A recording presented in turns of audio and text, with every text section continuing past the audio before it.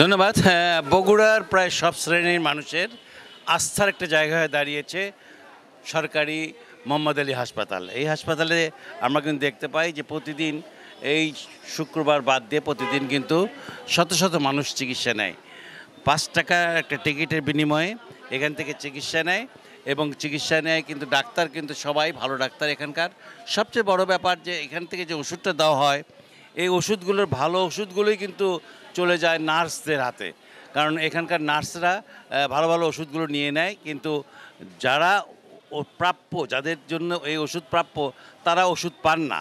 পান যেটা খুবই কম দামি, যেটা সচরাচর ব্যবহার করা যায় এমন ওষুধগুলোই পায়।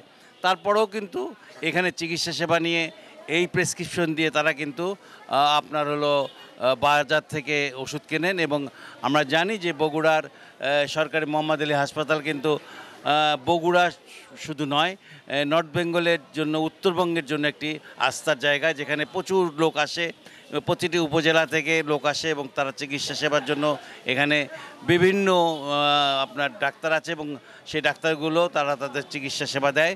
আমরা যদি একটু কথা বলতে চাই, আপনার সাথে একটু কথা বলতে চাই, এখানকার চিকিৎসা সেবা নিয়ে আপনার চিন্তাভাবনা কি?